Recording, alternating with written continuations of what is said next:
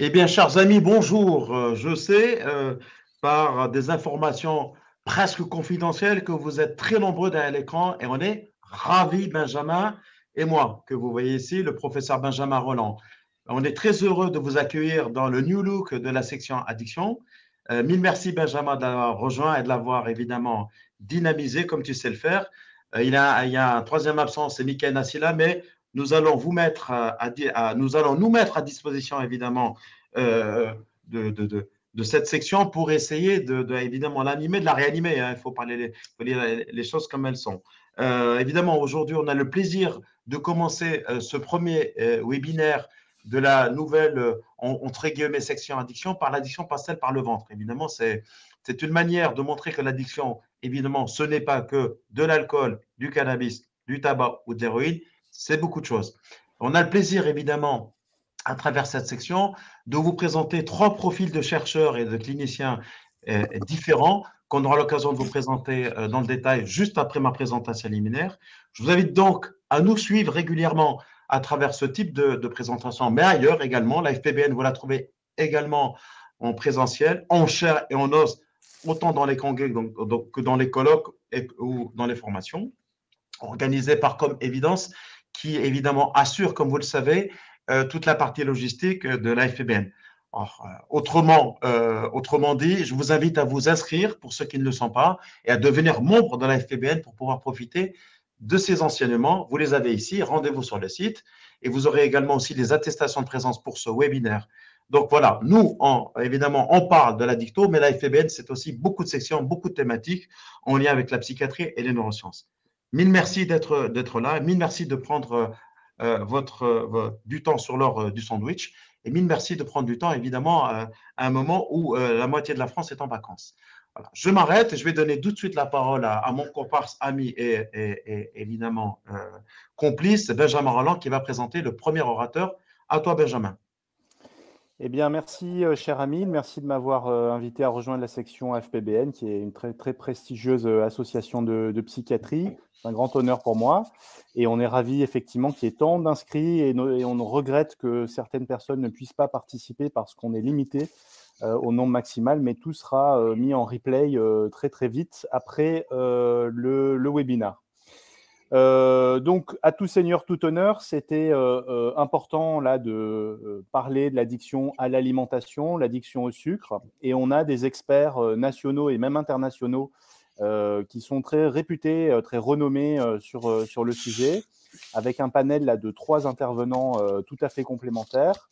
Et sans transition, je vais passer la parole à mon collègue et ami Paul Bruno, qui est maître de conférence à l'Université de Tours, qui travaille dans le service d'addictologie universitaire de Tours et il est particulièrement impliqué sur la question des addictions comportementales et notamment des problématiques d'hyperphagie, boulimie, obésité.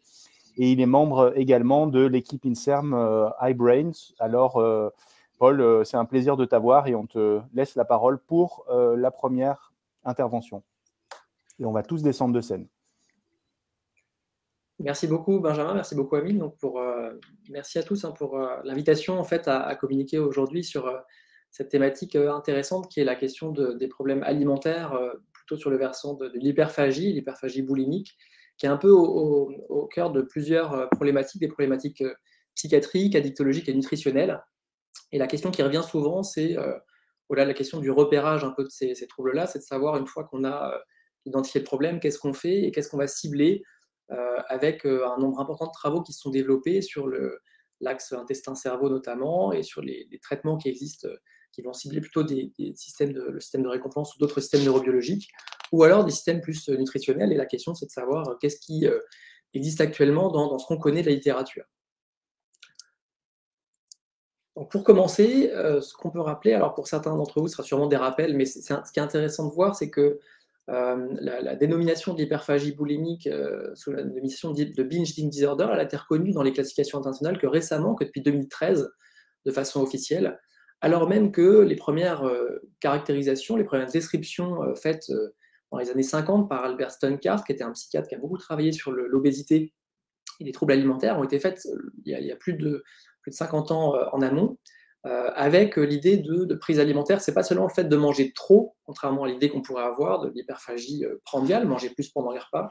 C'est vraiment l'idée d'avoir des prises alimentaires majeures, plus de l'équivalent d'un repas, dans une période de temps qui est assez limitée, en moins de 2 heures, et surtout cette dimension de perte de contrôle. Quand ça commence, j'arrive plus à m'arrêter. Ce qui est intéressant, c'est de voir qu'entre la première description et la considération de ce trouble dans la classification, il y a beaucoup de temps qui s'est passé. Et de fait, les traitements ont été développés que récemment suite à l'individualisation de ce trouble dans les classifications. Auparavant, on avait des notions qui étaient un peu différentes, alors qui font référence toujours à la perte de contrôle sur l'alimentation, mais pas forcément à une même entité. Donc, on a beaucoup de travaux qui sont développés depuis cette période-là. Le point important, c'est de décrire que, certes, on a des accès hyperphagiques, mais on n'a pas de stratégie de contrôle du poids, contrairement au modèle classique qu'on a dans la boulimie, où on a ces accès hyperphagiques avec des stratégies de contrôle du poids, des vomissements, des laxatifs, de l'hyperactivité physique. Dans l'hyperphagie boulimique, on n'a pas de stratégie de contrôle du poids régulier, et on a des crises qui surviennent au moins une fois par semaine pendant plus de 3 mois. Dans quelle situation est-ce qu'on voit ce type de problématique? Donc là, c'est peut-être un rappel pour certains d'entre vous, mais c'est important de le poser avant de pouvoir savoir comment le prendre en charge. Globalement, on a une surreprésentation chez les patients qui ont des problèmes d'obésité, donc indice de masse corporelle supérieur ou égal à 30, avec une prévalence qui est autour de 10 à 20%, encore plus élevée chez les patients qui ont une obésité sévère. Dans les dernières données de la littérature, on était autour de 17% chez les candidats à la chirurgie bariatrique. Donc c'est quand même quelque chose qui va toucher un patient sur 6 à un patient sur 7, donc c'est une prévalence assez importante, une problématique d'obésité. Et on découvre que ce n'est pas seulement le cas chez les patients avec obésité, mais c'est aussi le cas chez tous ceux qui ont des problématiques du registre métabolique, avec la question de l'obésité, du diabète. On a plusieurs travaux qui démontrent le lien qu'il y a entre le diabète de type 2 notamment et ces problématiques de perte de contrôle sur l'alimentation, dont l'hyperphagie boulimique, ou alors encore des dyslipidémies, voire de l'hypertension. Et qu'on a auparavant beaucoup de travaux sur l'obésité, mais finalement tout le registre métabolique est concerné, avec des complications qui sont du registre cardiaque, des complications cardiovasculaires, mais également des complications plus sur le plan du système nerveux central, des complications qui peuvent être vasculaires, accident vasculaire cérébral notamment, et ce qui implique qu'il faut aussi le rechercher chez les patients qui vont avoir des complications vasculaires ou des complications directes du syndrome métabolique. Si on regarde les recommandations actuelles, donc avant de faire un focus plus spécifiquement sur les traitements médicamenteux dans l'hyperphagie boulimique, pour les resituer dans la prise en charge globale, on a plusieurs types de recommandations qui existent. On a les recommandations de la FFAB, de la Fédération française anorexie-boulimie de 2019, qui intègre à la fois la boulimie et l'hyperphagie boulimique, et qui propose que, d'une part, il faut une prise en charge pluridisciplinaire, à la fois en nutrition et diététique, et à la fois d'un point de vue psychiatrique, psychologique. L'idée générale étant qu'il faut avoir vraiment 2 intervenants, un intervenant psychologue ou psychiatre ou addictologue, et un intervenant médecin généraliste spécialisé en nutrition pour avoir une prise en charge globale, d'autant plus que l'obésité va être sévère, et que dans cette prise en charge, on va intégrer des approches nutritionnelles, des approches médicamenteuses et des approches plutôt de psychothérapie. Toutes les recommandations sont très au clair sur le fait que la première ligne de traitement doit être les psychothérapies, qui vont être notamment les thérapies comportementales et cognitives, qui ont le niveau de preuve le plus élevé, mais que les médicaments peuvent être intéressants dans le cadre de cette prise en charge, avec, aux États-Unis, un traitement qui a l'autorisation de mise sur le marché, qu'on n'a pas en France, peut-être malheureusement, on pourra en discuter, qui est la lisdexamfétamine, qui est un dérivé amphétaminique, et on va voir que c'est un traitement qui a un mécanisme d'action qui est assez intéressant, puisqu'il est assez complémentaire en termes pharmacologiques des approches plus classiques qu'on a, comme les antidépresseurs. Ce qu'il faut retenir, c'est qu'actuellement, on a 2 lignes de traitement qui sont validées. Les antidépresseurs, notamment les antidépresseurs inhibiteurs de recapture de la sérotonine, plutôt en 2e intention, d'après les recommandations françaises et d'après les recommandations également anglo-saxonnes, et également les dérivés amphétaminiques qui vont agir sur la noradrénaline et la dopamine, qui eux ont l'AMM aux États-Unis. Donc si on compare, pour avoir un peu une idée de la taille d'effet de ces traitements-là, la première chose à voir, c'est qu'on a, dans tous les traitements médicamenteux qui sont testés, un effet placebo qui est majeur dans l'hyperphagie boulimique, et que donc il faut se méfier des études qui sont uniquement en ouvert, où on n'a pas de groupe contrôle, et notamment il n'y a pas de randomisation, pas d'allocation au hasard du type de traitement, puisqu'on a un effet placebo qui va être, on a des rémissions dans les groupes placebo qui vont aller de 10 à 25%, ce qui est pas rien, c'est-à-dire qu'un patient sur 4 qui va avoir un placebo va avoir comme une amélioration symptomatique de son hyperphagie boulimique. Donc ça, c'est vraiment important pour avoir quand même un niveau de preuve suffisant avant d'affirmer qu'un traitement est efficace, d'autant plus que ces traitements peuvent avoir aussi des effets secondaires et un profil de tolérance qui doit être quand même bien connu. Mis à part cet effet placebo, ce qu'on constate, si on compare un peu les... Ça, c'est une revue de la littérature de Bromley de 2017 sur les effets des psychothérapies et des traitements.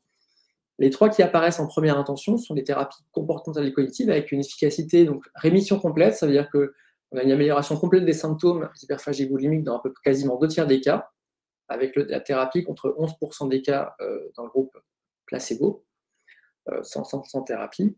Et puis, les deux autres traitements qui ressortent de façon significative sont les dérivés amphétaminiques, donc la lisdexamphétamine.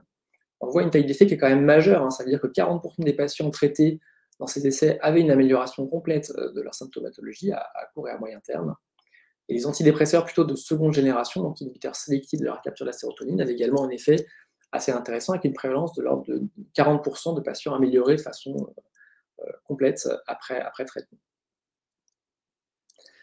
Si on regarde maintenant, donc ça c'est vraiment les données qu'on connaît de façon, le niveau de preuve le plus élevé. Maintenant, si on regarde de façon plus large, quels sont les traitements qui sont intéressants, et ça ouvre des pistes sur finalement les mécanismes un peu sous-jacents à l'hyperphagie boulimique et les cibles à la fois au niveau neurobiologique et au niveau plutôt de l'axe intestin-cerveau qu'on pourrait cibler.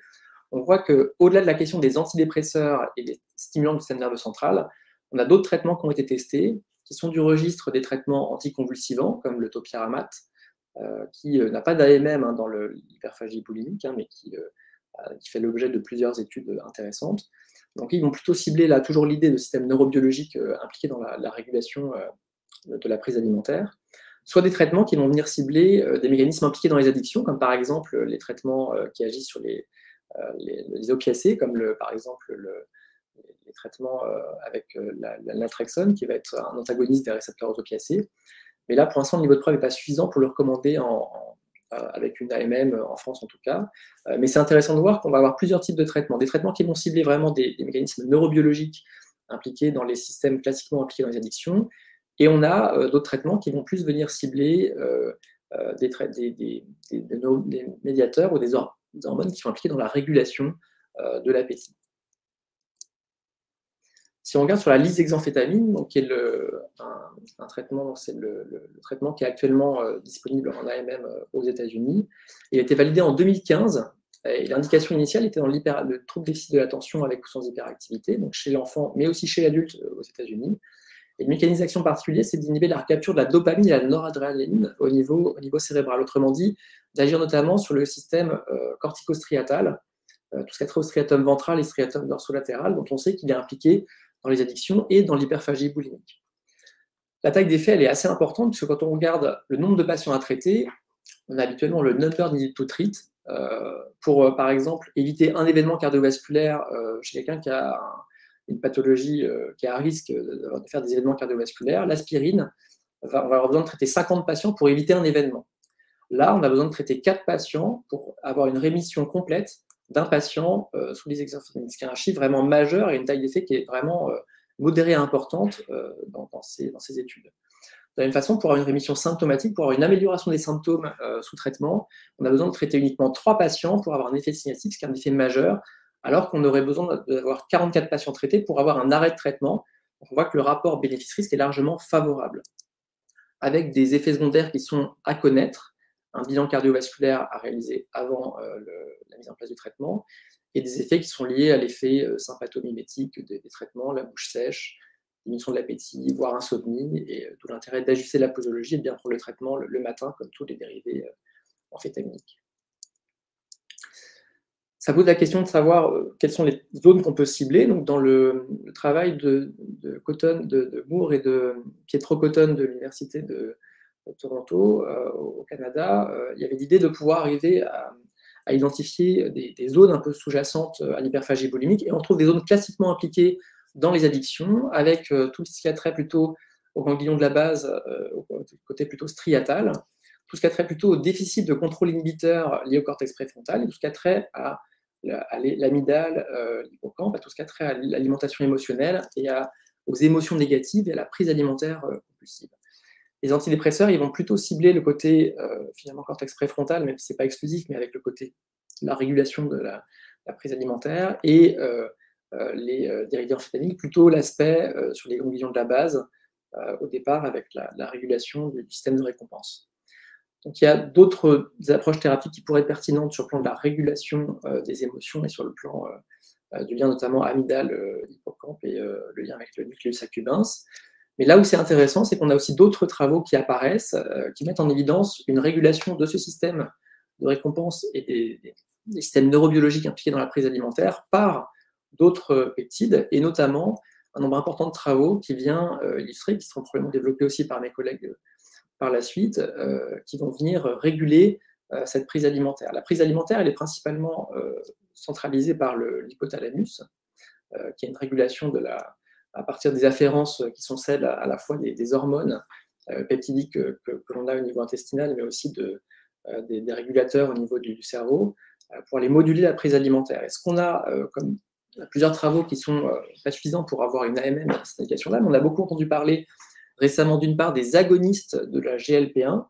Donc la GLP-1, c'est le glucagon-like peptide 1, qui est un peptide qui va venir agir pour diminuer la vidange gastrique, pour augmenter la sécrétion d'insuline, et donc pour diminuer la glycémie postprandiale. Et c'est un traitement qui a actuellement l'AMM qui est intéressant dans la prise en charge de l'obésité, et notamment aux États-Unis, où c'est un traitement qui peut être intéressant pour réguler la prise alimentaire et réguler le poids. On a très peu de données pour l'instant sur l'hyperphagie boulimique chez ces personnes-là. Néanmoins, on a une étude qui est un essai randomisé, alors qui a des limites, mais qui démontre que c'est un traitement qui devrait être testé de façon plus large, puisqu'il pourrait réguler d'une certaine manière la prise alimentaire en diminuant peut-être l'activation du système de récompense en lien avec les aliments, notamment les aliments hautement palatables. Ça, c'est une première piste de traitement qui doit être un peu poursuivie et qui pourrait être un mécanisme intéressant de régulation de l'axe de la prise alimentaire par l'axe intestin-cerveau. Et puis, l'autre aspect, c'est les traitements qui vont antagoniser la gréline. Donc, la gréline, c'est une hormone qui est synthétisée, qui va plutôt augmenter l'appétit. Donc, classiquement, chez les patients qui ont des problèmes d'hyperphagie boulimique, on a une gréline qui est assez basse, on a une dysrégulation de l'axe intestin-cerveau. Et ce qui est intéressant, donc là, c'est en dehors de l'hyperphagie boulimique, mais dans un modèle préclinique d'addiction aux opiacés, les antagonistes de la gréline ont fait la preuve de leur efficacité pour diminuer l'activation du système de récompense. Autrement dit, en antagonisant les effets de la gréline, on va arriver à moduler l'activation du système de récompense face à des aliments hautement palatables. Et donc, on a un axe qui peut être assez pertinent pour être intéressant à la fois dans l'addiction à l'alimentation et le problème alimentaire, mais également possiblement une piste pour d'autres addictions. Et enfin, le dernier point qu'on peut également évoquer par rapport à cette question de prise en charge à la fois, si possible, plutôt l'axe nutritionnel, l'axe plutôt régulation du système de récompense, c'est la chirurgie de l'obésité, où on voit que chez les patients qui sont bien préparés et qui ont une prise en charge en chirurgie de l'obésité, vous avez ici une diminution du poids qui est observée jusqu'à 1 an ou 2 ans après, une reprise de poids qui peut être progressive, et la question que ça pose, c'est est-ce qu'on a une efficacité sur le plan du comportement alimentaire? Pour l'instant, on n'a pas de données pour déterminer que la chirurgie de l'obésité permet une amélioration significative du comportement alimentaire. Néanmoins, on sait que ça va modifier cet axe intestin-cerveau et que possiblement, ça peut être une piste comme étant quelque chose qui peut être intégré dans une prise en charge globale et participer à une meilleure régulation, en tout cas une opportunité de prise en charge de ces difficultés alimentaires, avec l'idée, un modèle qui a été proposé, qui est que par la régulation de la gréline, de la GLP-1, on puisse avoir finalement au départ une préférence alimentaire, vous voyez à gauche, plutôt pour l'alimentation hautement palatable, plutôt que pour l'alcool, et après chirurgie bariatrique, d'avoir une augmentation de la palatabilité ou du côté de la récompense attendue pour l'alcool comparativement à l'alimentation hautement palatable. Donc voilà, je vais m'arrêter ici. Donc tout ça pour dire que l'hyperphagie boulimique, il y a des traitements qui sont efficaces, c'est quelque chose qu'on ne connaît pas et qui est quand même intéressant à avoir en tête. Ça permet aussi de déstigmatiser cette pathologie qui est souvent considérée comme étant un problème avec un treatment gap qui est assez important, avec l'intérêt d'associer psychiatres, addictologues et collègues en nutrition. une efficacité sur le poids qui peut être discutée, mais sur le comportement alimentaire qui est quand même bien démontré avec un profil de tolérance qui est à ajuster selon les patients. Voilà, merci beaucoup pour votre attention et je reste disponible pour les questions tout à l'heure. Eh bien, merci. Je ne sais pas si tout le monde m'entend, me voit. Merci beaucoup, Paul. Et donc, on va sans plus tarder passer à la seconde intervention. Alors, j'ai le plaisir vraiment de présenter un ami. Est-ce que, voilà, voilà, un ami qui est le professeur Philippe Jetimari, qui, comme tout le monde le connaît, c'est le plus français de tous les Belges, puisqu'il est régulièrement dans les congrès d'addictologie, mais en même temps, il a l'occasion de travailler beaucoup avec nous sur tout ce qui est la thématique qu'il maîtrise. On a beaucoup de plaisir à travailler avec lui.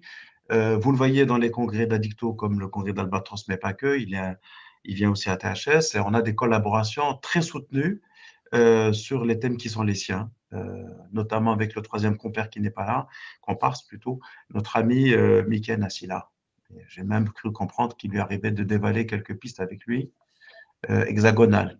Alors, Philippe, il est psychiatre addictologue, il est chef de service des cliniques Saint-Luc et il est aussi professeur à l'université, comme vous le voyez ici, l'université de Louvain. Voilà, tout est écrit, je ne fais que lire ou que répéter ce qu'on m'a demandé de dire. Philippe, c'est un grand plaisir de t'écouter, donc je me tais et on va être tout oui pour écouter ton savoir sur l'alcoolodépendance isolée par son microbiote, point d'interrogation.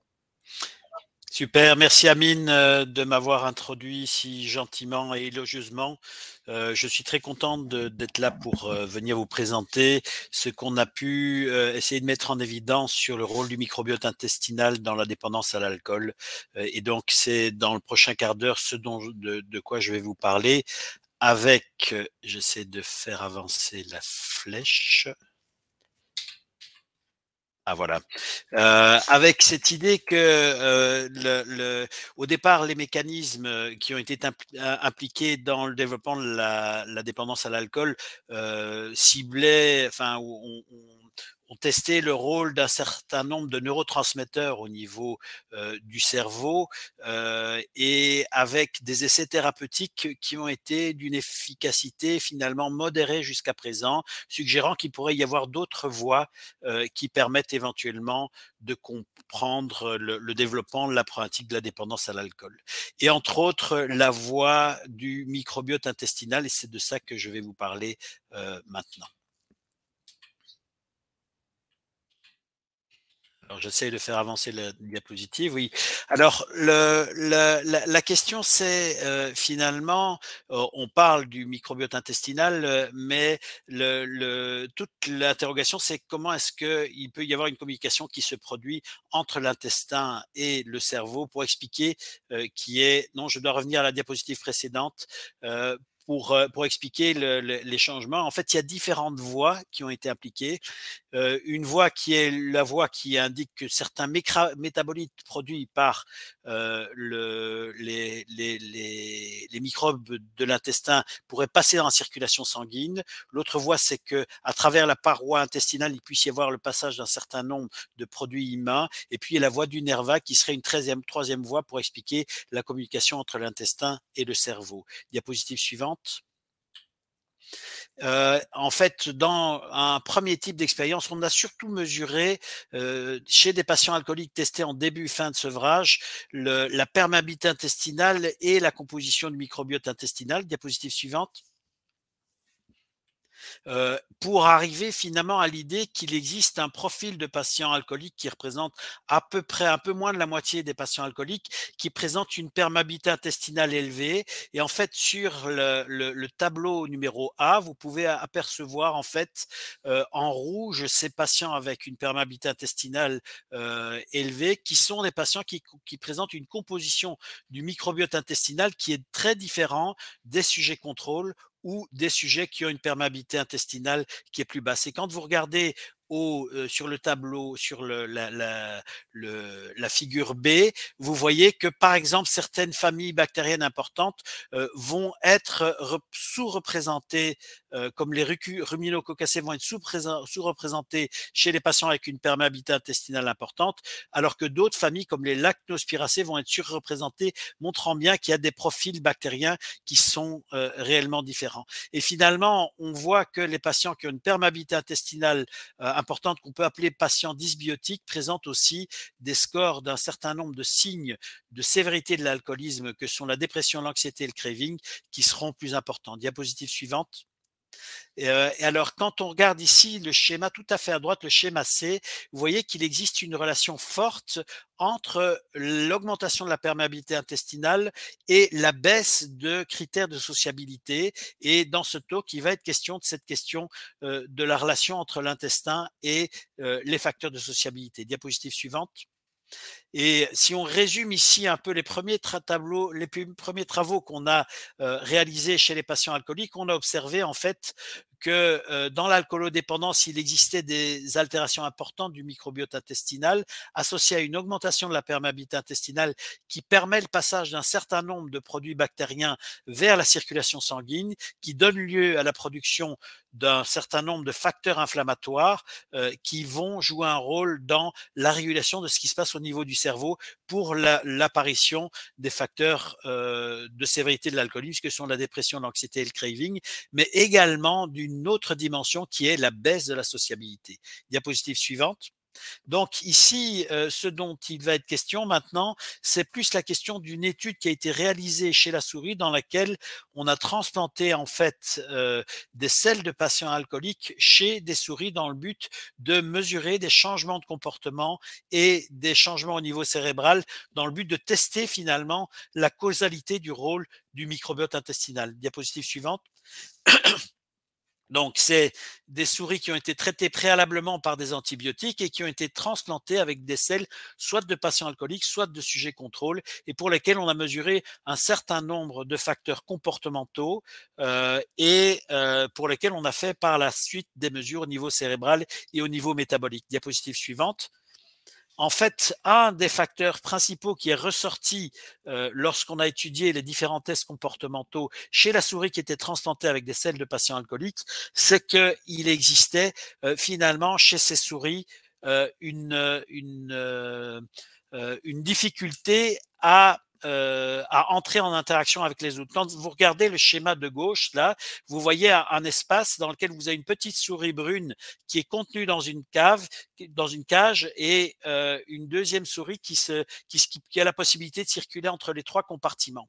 Et si vous regardez maintenant le schéma de droite, vous voyez que les souris qui ont été transplantées avec des selles de patients, de sujets contrôle, ont tendance à passer plus de temps dans la zone d'interaction avec l'autre souris, alors que les souris qui ont été transplantées avec des selles de patients alcooliques vont passer indifféremment autant de temps dans la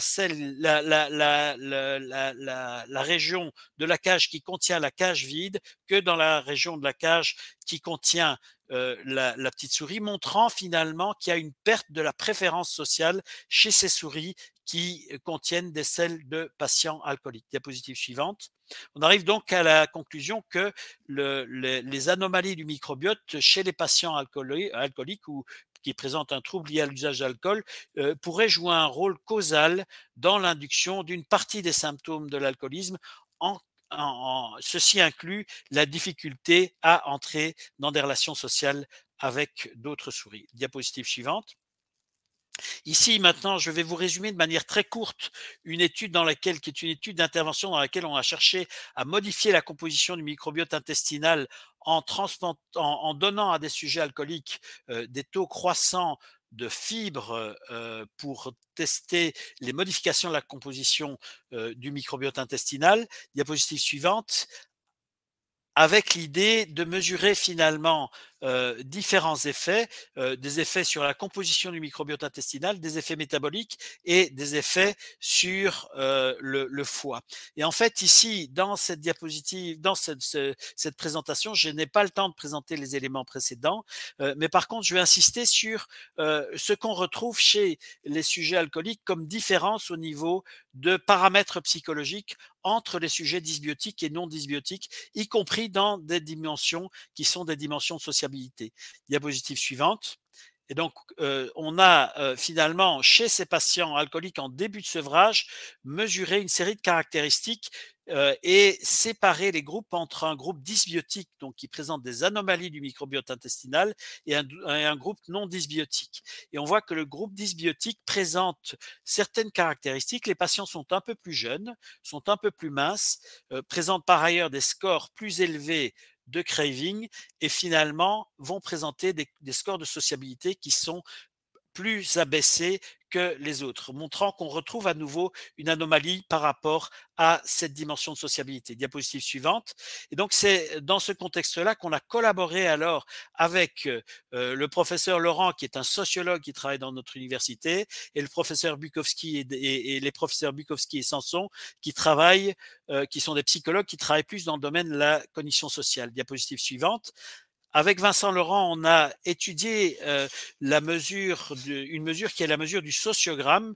Le sociogramme, en fait, c'est une planche sur laquelle on présente une série de ronds concentriques et on demande aux patients de situer les personnes de son entourage qu'il situerait dans un cercle proche, un cercle plus éloigné ou un cercle plus éloigné encore, et d'étudier la relation et la richesse des interactions qui peut exister entre les personnes qui existent au sein de ces différents cercles du sociogramme.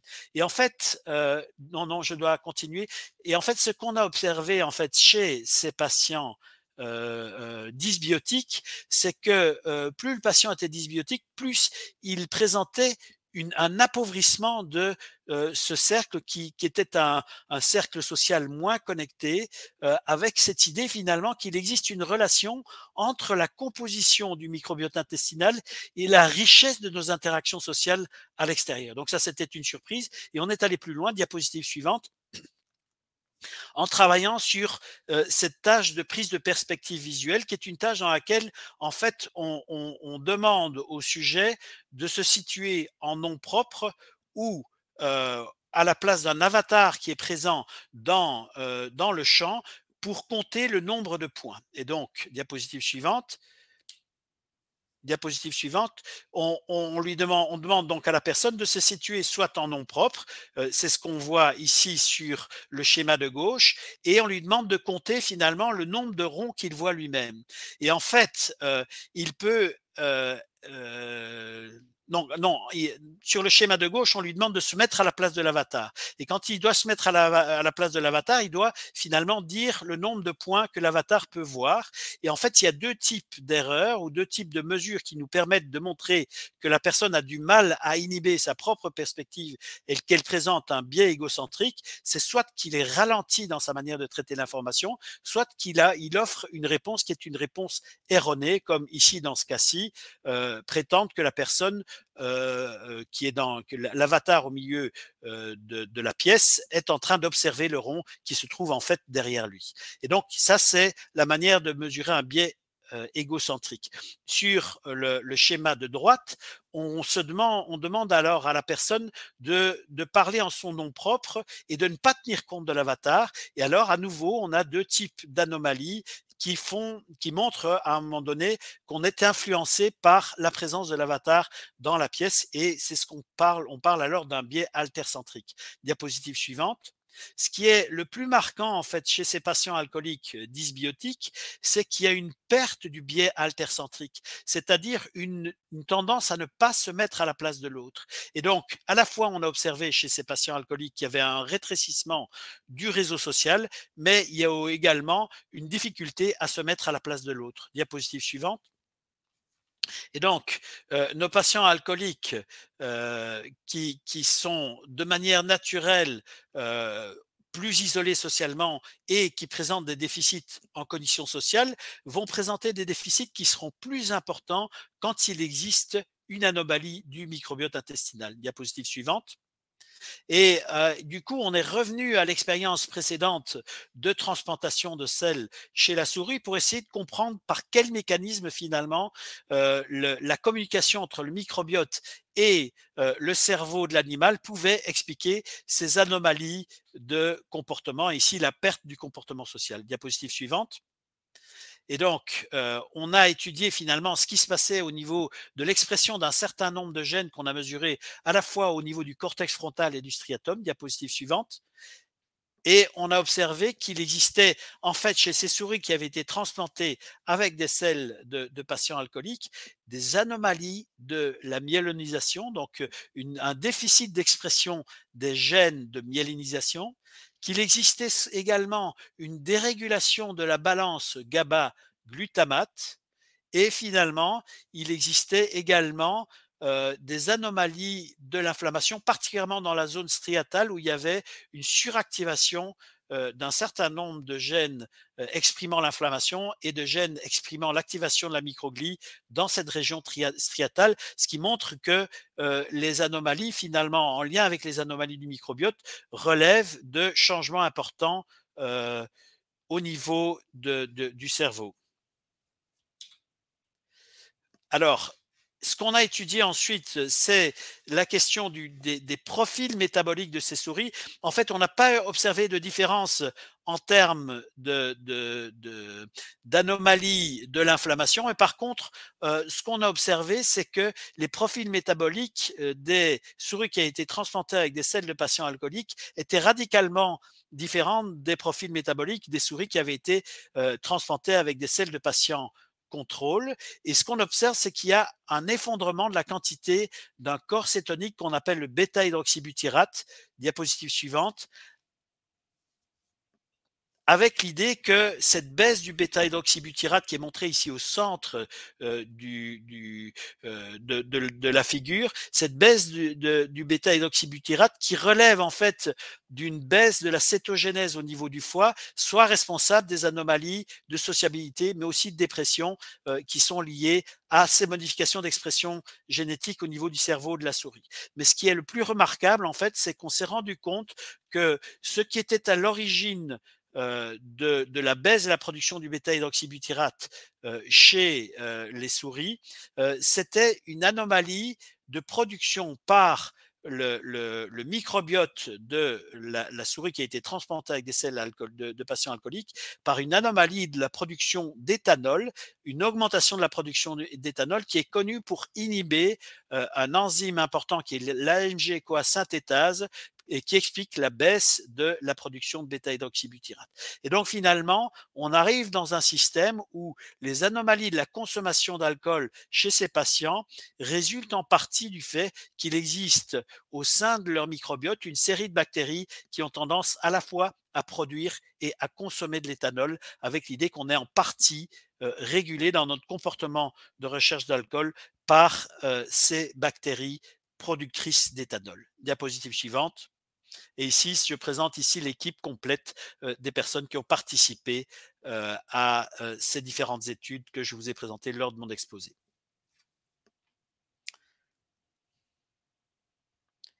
Voilà, je descends de scène. Voilà, merci beaucoup Philippe.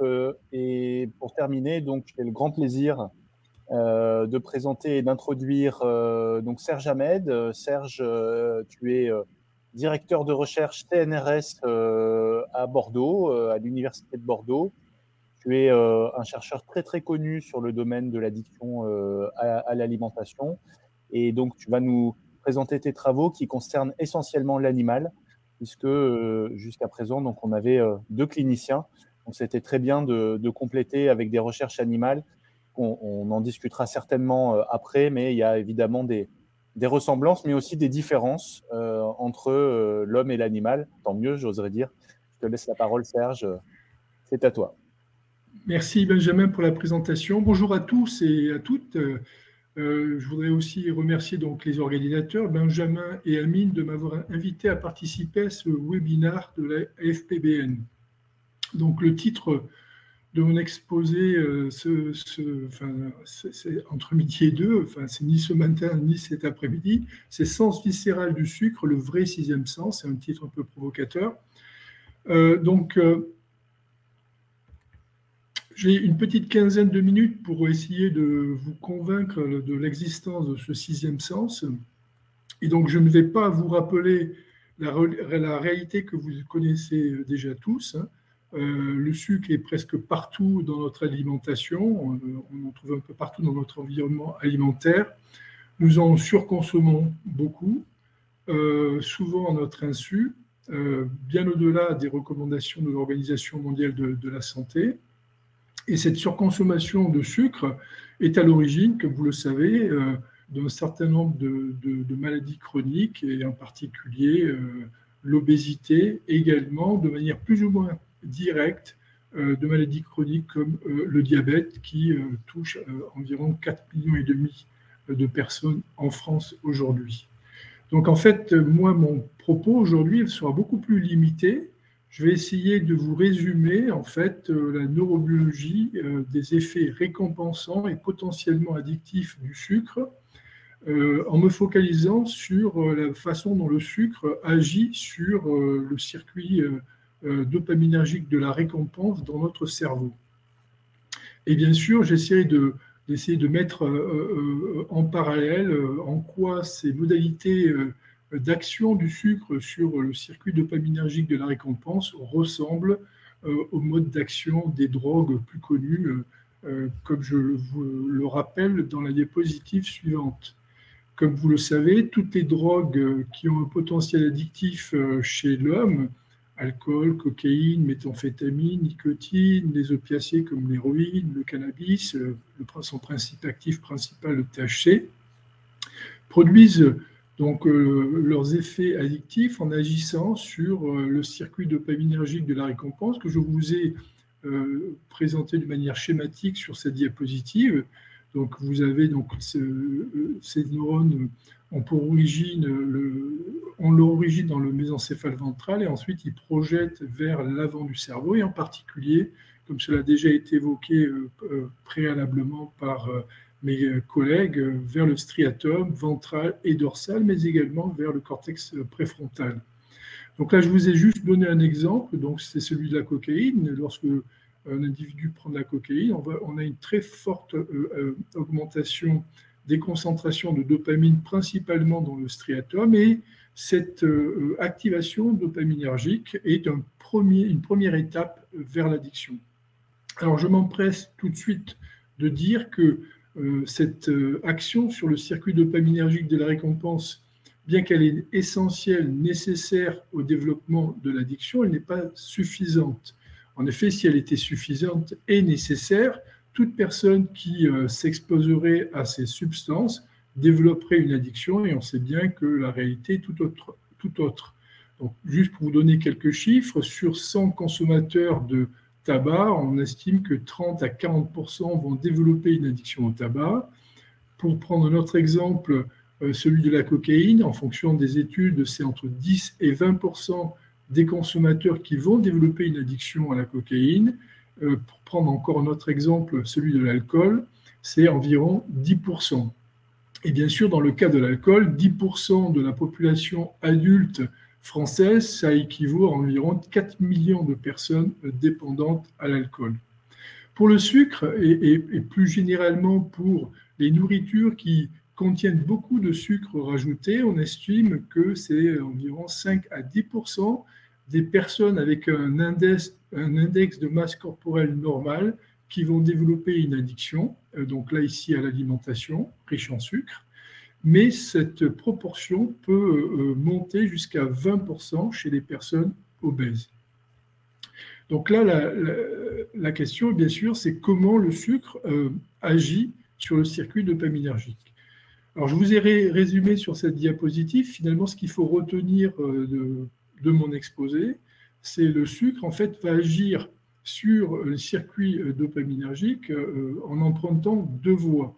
une voie rapide et consciente qui est associée bien sûr à la perception du goût sucré, et une voie plus lente et inconsciente qui vient d'être découverte très récemment et qui impliquerait des récepteurs au sucre intestinaux. C'est une des voies que Philippe avait évoquées dans son intervention de tout à l'heure. Et moi, je vais beaucoup insister sur cette deuxième voie dans mon exposé. Donc, très rapidement, je vous rappelle que nous avons donc sur notre langue des papilles gustatives qui contiennent un certain nombre de cellules qui expriment des récepteurs, et ces récepteurs vont reconnaître plusieurs molécules dans notre alimentation, et en particulier donc les sucres, notamment le saccharose ou le glucose.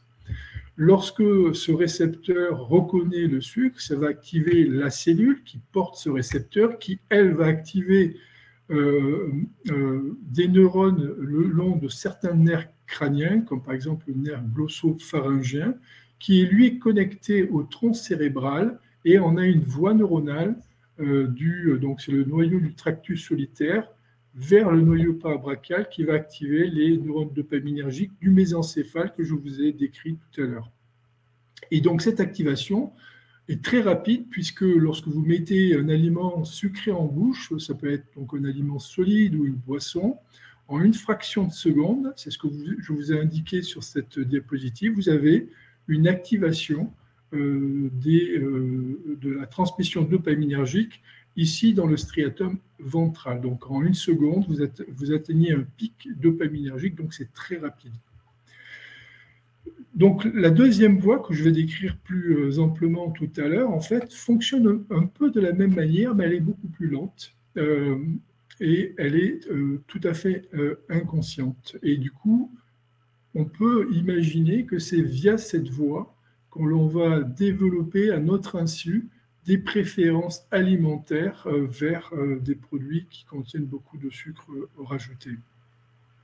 Mais avant de vous décrire cette deuxième voie dans le détail, je voudrais vous montrer à quel point la rapidité de la première voie peut être récompensante et attractive au travers d'une petite expérience que nous avions réalisée maintenant il y a presque une vingtaine d'années, donc à l'Université de Bordeaux.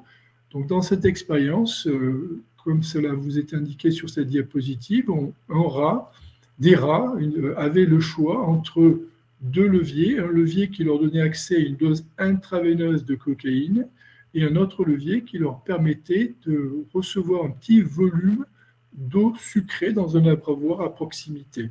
Donc, dans cette expérience, nous avons décidé d'utiliser un édulcorant artificiel, c'est de la saccharine, juste pour obtenir la composante goût sucré sans la composante de la deuxième voie intestinale.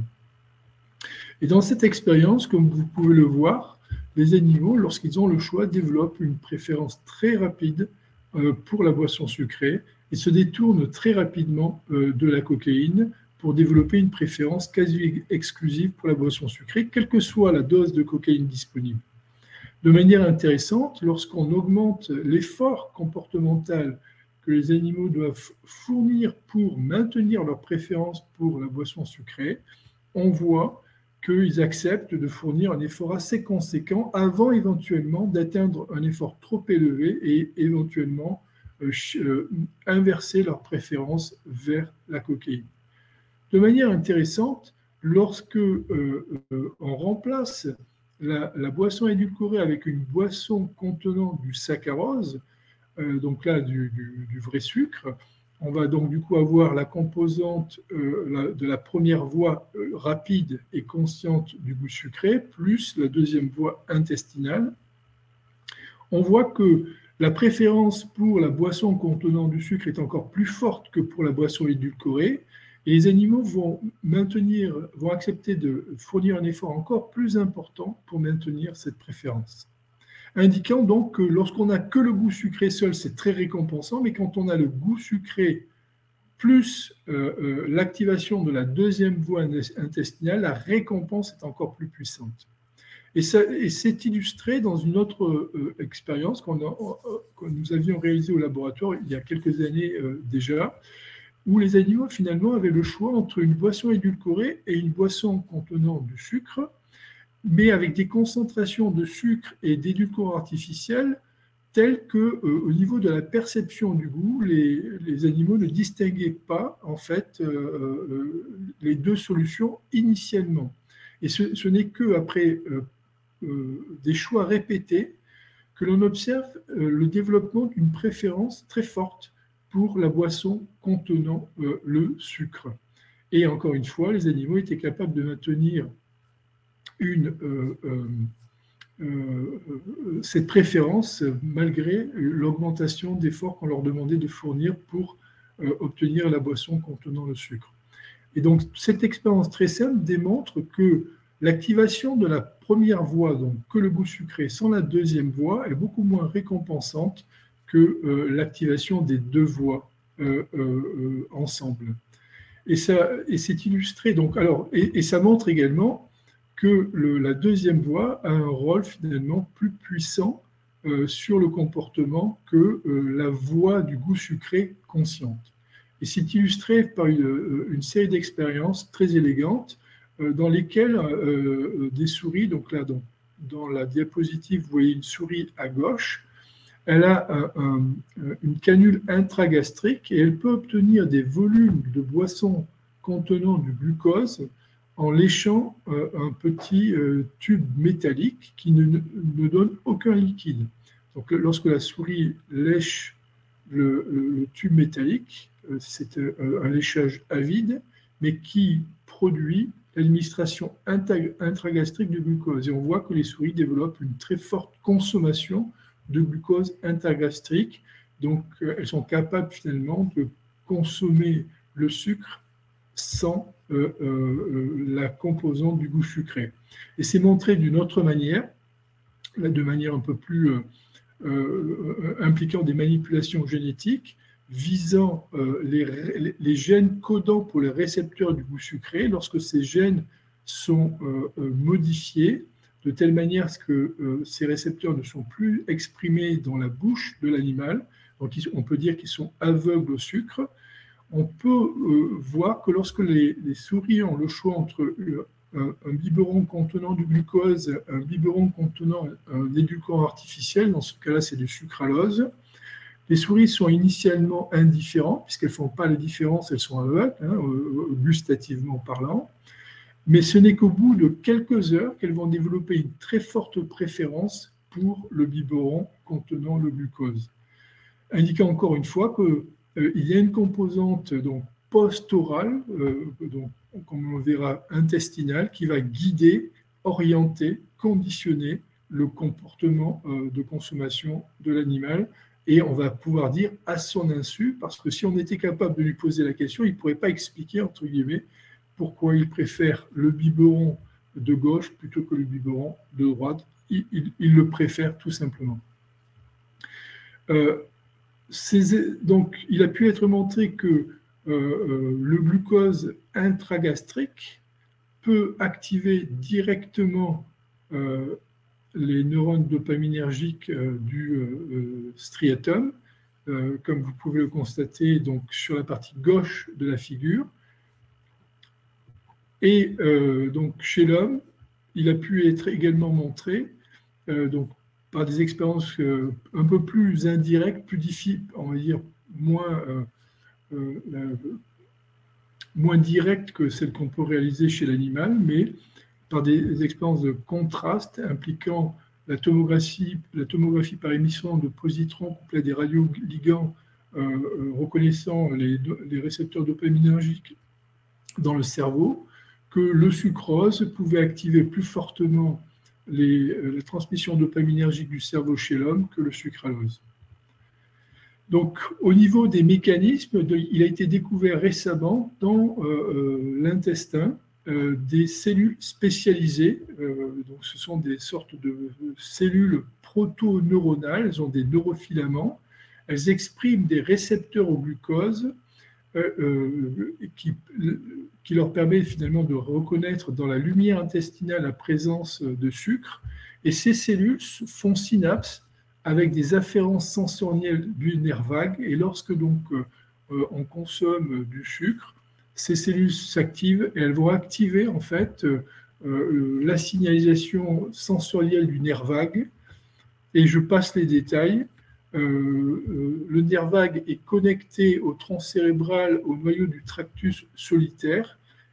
Ça va activer les neurones qu'il y a dans dans le noyau du tractus solitaire, et ces neurones vont aller activer les neurones dopaminergiques. Et ensuite, on peut réaliser tout un tas de manipulations chez la souris pour démontrer que l'activation de ces cellules intestinales, que l'on appelle des cellules neuropodes, joue un rôle fondamental dans le développement de la préférence pour le sucre, même en l'absence de goût sucré. Voilà, c'est ma dernière diapositive qui résume donc l'essentiel de ce que je vous ai dit. Donc en fait, on a deux voies d'activation du circuit dopaminergique de la récompense, une voie rapide et consciente impliquant le goût sucré. En une fraction de seconde, les neurones dopaminergiques sont activés, et une voie plus lente, inconsciente, qui implique une nouvelle signalisation impliquant un nouveau type cellulaire, les cellules neuropodiales dans l'intestin, qui sont connectées via le nerf vague au tronc cérébral et aux neurones dopaminergiques du cerveau. Et donc, bien sûr, les grandes questions qui se posent, c'est est-ce que donc, la première voie, à elle seule, peut être suffisante pour expliquer les propriétés addictives du sucre? Est-ce que la deuxième voie, à elle seule, serait suffisante pour expliquer les propriétés addictives du sucre? Quid des adaptations de ces deux voies chez des personnes qui surconsomment du sucre? Donc en fait, il y a tout un tas de nouvelles questions qui se posent aujourd'hui pour lesquelles on n'a pas encore les réponses. Voilà, je vous remercie pour votre attention. Merci beaucoup, Serge. Merci beaucoup, Serge. Merci beaucoup, Philippe. Merci beaucoup, Paul. Alors, je ne sais pas si, Benjamin, tu as accès à quelques questions un peu peut-être. J'ai la liste des questions. Oui, alors il y a beaucoup de questions sur le microbiote, hein, mais on va inviter nos trois intervenants à s'exprimer, puisque je pense qu'ils peuvent aussi donner leur point de vue. On a notre collègue donc, de Besançon, Julie Justiniani, qui pose deux questions. Donc, la première, c'est l'anomalie du microbiote peut-elle aussi être expliquée par la moindre exposition sociale des patients? C'est-à-dire, c'est la question de la cause et de la conséquence. Est-ce que, enfin, en tout cas, c'est comme ça que je comprends la question, est-ce que c'est le microbiote qui modifie le comportement social des personnes atteintes d'addiction à l'alcool, ou est-ce que c'est les relations sociales amoindries chez ces personnes qui expliquent les différences de microbiote, notamment moindre exposition de contamination, puisqu'on fréquente moins les autres? Qui veut répondre à ça? Alors, je veux bien me lancer. Par rapport à ça, en fait, je pense qu'on n'a pas la réponse actuellement sur est-ce que c'est le facteur désocialisation qui serait à l'origine des anomalies du microbiote.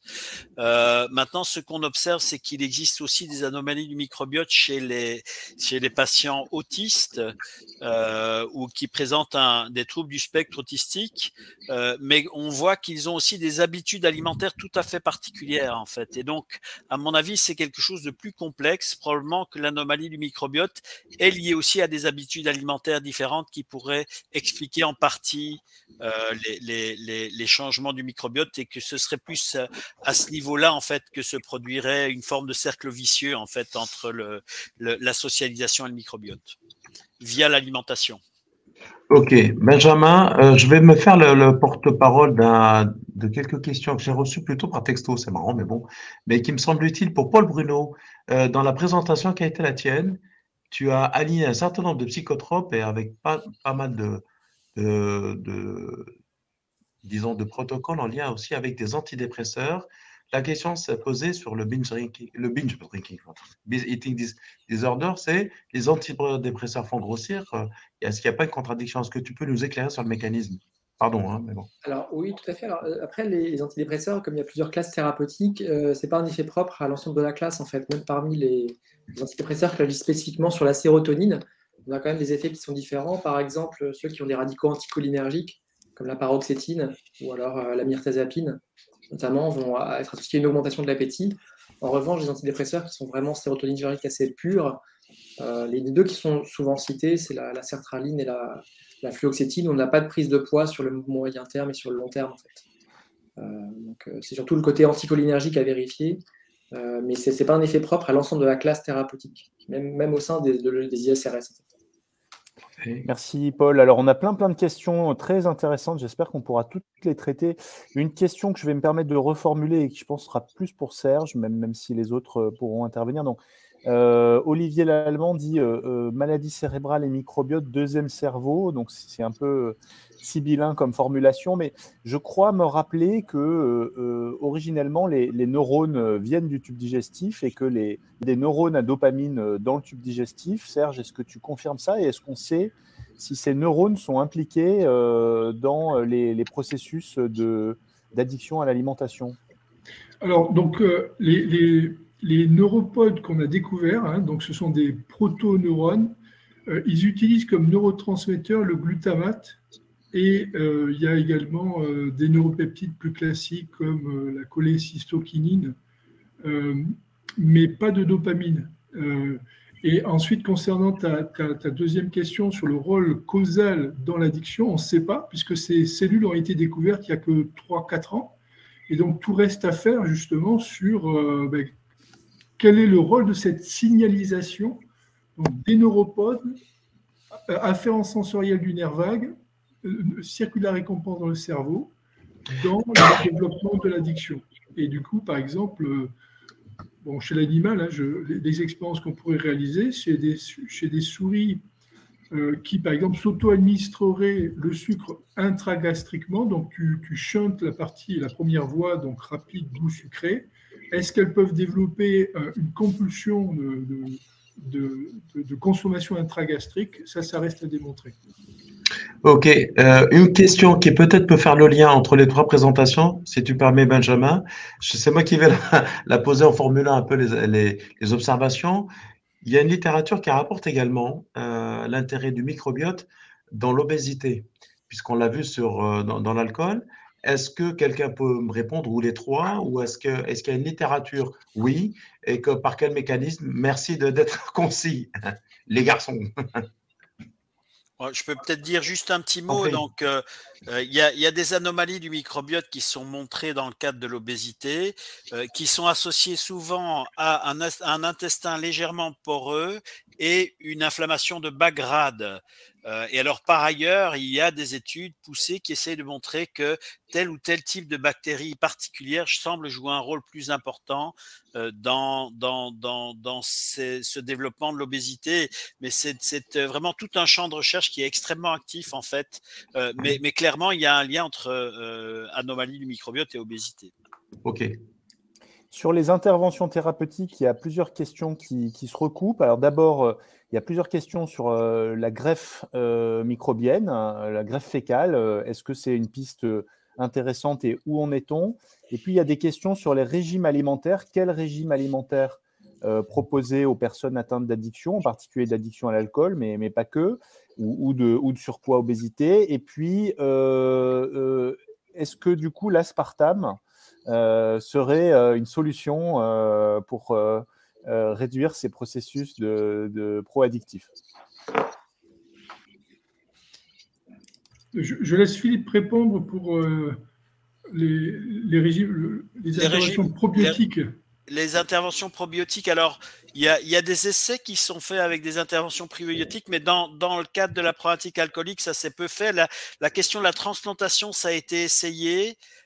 c'est pas encore tout à fait au point. Il y a toujours cette question de trouver le bon donneur en fait de microbiote, parce que c'est comme on sait qu'il y a des effets sur à des niveaux très différents, c'est pas si simple de trouver le bon donneur. Il y a probablement aussi la question d'une forme d'une forme d'accord entre un microbiote et un hôte, et ces questions sont des questions complexes et pas encore tout à fait résolues. Sur la question du régime alimentaire, ce qu'on remarque, c'est que chez les patients alcooliques, et particulièrement les patients alcooliques dysbiotiques, il y a souvent une alimentation qui est moins riche en fibres, et donc de manière générale, l'alimentation de style cafétéria est mauvaise et va de pair avec le développement des addictions. Et donc, l'idée, c'est de revenir à des alimentations plus de type méditerranéenne qui seront probablement meilleures.